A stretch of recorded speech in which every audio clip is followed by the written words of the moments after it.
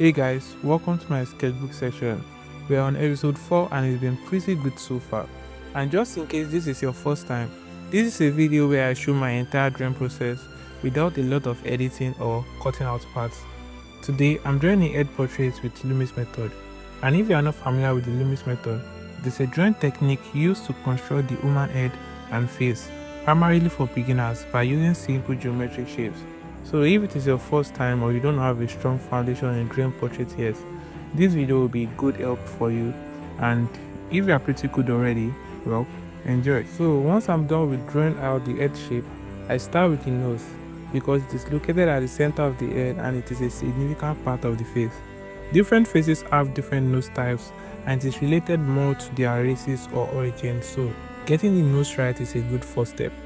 At this point, you should know that getting the proportions of your drawing right is more important than copying the exact reference, because at the end, you can draw something that resembles your reference but looks disproportioned. After laying down the right proportions and I'm satisfied with what I have, I go ahead and start with light shading, which is basically shading with a light pencil. And because my reference is dark skinned, I shade over everything to save time and also give it a little bit of contrast. And then I smudge it with a cotton bud. You can use a blending stump or your hand or a tissue for this. As long as it is smudging, you are good. I then erase the excess part and also the part that receives more light on the skin. This helps your drawing to look more real, and you will start to see the realism stylized look that I'm going for. The next step is a part that most artists like, but not me personally, because it's just like repeating what I've done already. It's basically just thickening the line weight of your drawing to make it look good, sharp, and give it contrast. You should know that some parts will be thicker like the edges of the face, while some will be not as thick. Then after that, it is time for my favorite part, shading. I use the hatching method to shade because it looks very cool to me, and to be honest, it is what got me back into drawing. Alright, let me give you guys a little backstory, just a little. I used to blend my drawing before and try to achieve a realism/hyperrealism look.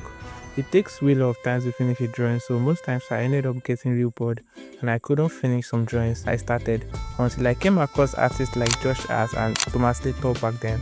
I fell in love with her style and I learned it, so they definitely had a big influence on my art journey.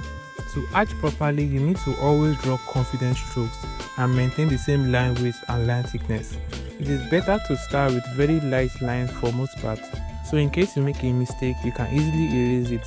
And if you want it to be darker, you can just add another layer on top. The closer your lines, the more darker it look, and the farther they are, the lighter it will look. Sometimes I switch between pencils like 2B, 4B, and 7B, depending on how dark I want it to be, and also follow the contour of the face.